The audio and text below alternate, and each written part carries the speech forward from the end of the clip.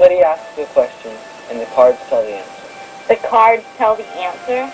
Wait, how do cards tell you the answer? You guys are serious? You really want to do this? Yeah. Okay, here's the deal. Have the cards with me for a reason. The tarot reader always has their cards with them.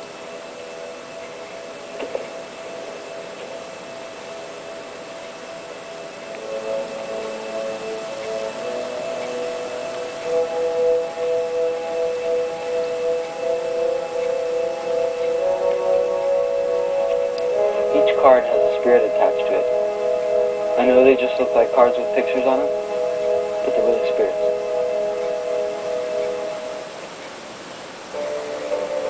You keep them with you because the spirit of the cards commune with your spirit while you carry them.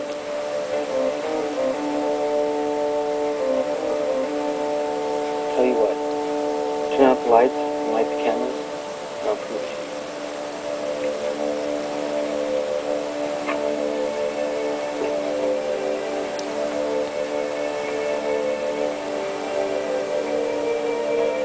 Michelle's the only one that knows this. But I've been into this stuff for a long time now. I've learned there's more to this life than what we see. There's a spiritual realm. It's really real. I've heard spirits talk to me before. What do you mean you've heard spirits talk before?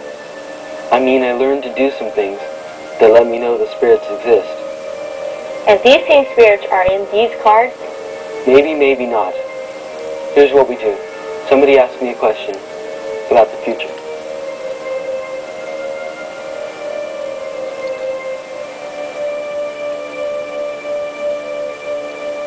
Okay. How about Mike and me?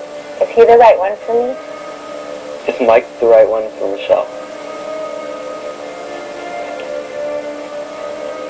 Queen of Wands. Queen of Wands means abundance. Her spirit has caused her card to surface for the answer. So the answer is yes, but with caution. The abundance can mean anything. Let the spirit speak. We invite you into this hallowed place. Hear our plea from the depth of darkness to come forward into the light. Hey, I don't know about this. Disbelief will cancel out spirits. I ask all of you, do you want to invite the other side to come among us? Michelle? Yes. Jen? Yeah. Parker?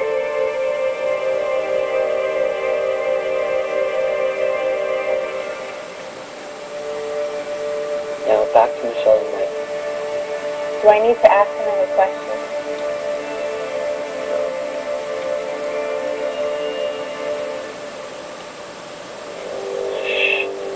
Oh wait, this card represents death. Michelle, the spirit of death is visiting you each night.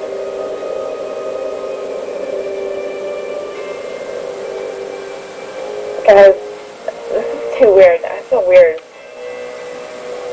Let your soul go, Jan. Commune with your feelings.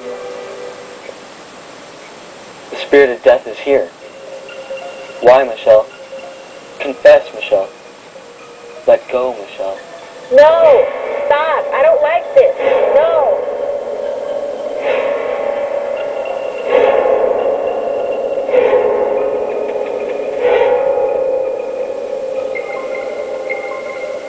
Definitely, as I got deeper and deeper into a number of different things in the occult, I was becoming just aware that these things were around me and that they were interested in my life, you know, and what I was doing and where I was going and different things like that. Even though Alan's family had a history of toying with the unknown, they knew he had come in contact with dangerous and destructive forces. So they took him to meet an expert on the occult. He is the author of Cult of a Virgin, Crash Course on the New Age Movement. His name is Elliot Miller. Well, it is a documentable fact that when people participate in occult practices, whether it's tarot cards, Ouija board, magic, astrology, any practice that is intended to give people power and to give people hidden knowledge, they are entering into the forbidden zone. For example, in Deuteronomy chapter 18, verses 9 through 14, Moses lays out a whole list of occult practices, pretty much runs the gamut. He doesn't name everything you can think of, but he lays out the basic categories that would encompass the whole world of occult phenomena. And he says, you shall not have anything to do with this. And so we're talking about something that is forbidden. He says it's an abomination to God, because people are basically looking for spiritual power in sources other than God himself. You see, and the idea behind that is really to exalt me, to allow me to manipulate others and reality to further my own desires. You see, and that is intrinsically evil. That's why it's an abomination to God. When you enter into that realm, there is a certain amount of power that you can make contact with.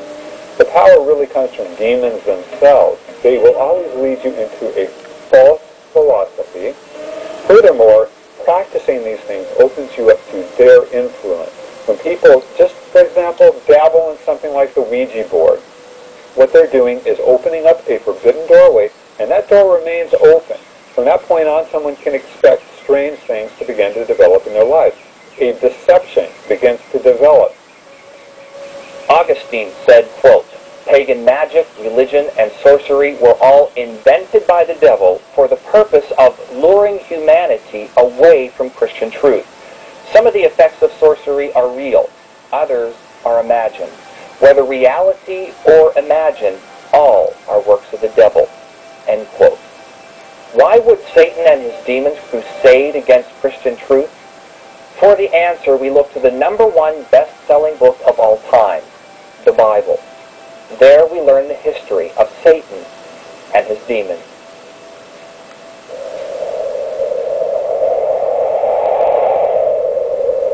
God alone existed in the beginning. Then he created the heavens, and with the heavens innumerable angels. The angels were ranked in authority, with perhaps the most powerful angel, the one called Lucifer. He was beautiful and strong, superior even to the archangel Michael. But then, in his evil hour, his eye was turned from his Creator and onto himself. He saw himself as the highest, the most gifted, and the most influential of all of God's creatures. Lucifer's heart swelled with pride and ambition, and rebellion took possession of his soul. Lucifer desired to be God. A war broke out in heaven. The angels were divided and took sides. Lucifer tricked and deceived 1/3 of all of the angels into enlisting into his army. The remaining 2/3 of the angels stayed with God, and God appointed the archangel Michael head over his holy army. The holy God watched the battle and said of Lucifer, "You were the model of perfection, full of wisdom and perfect in beauty. You were in Eden, the garden of God. You were anointed as a guardian cherub, for so I ordained you. You were blameless in your ways from the day you were created, till wickedness was found in you. Through your widespread trade, you were filled with violence, and you sinned." The war raged on, until the army of Michael the archangel defeated Lucifer and his emissaries. Michael and the faithful angels prevailed. Lucifer lost, and God drove him from the mount of God in disgrace. Before all in heaven who watched, God made fire come out of Lucifer, and made fire consume him. All watched the once most beautiful of angels fall from heaven like lightning. With Lucifer, his rebellious army was also outcast. Lucifer became known as Satan, and the angels known as demons. All were hurled into what is called the bottomless pit, or hell. From there, since then, the devil, or Satan, has not let up. Some of Satan's demons are bound in hell forever, while others are loose to do their master's work. Satan, with those demons, roamed the earth. seeking who they might devour.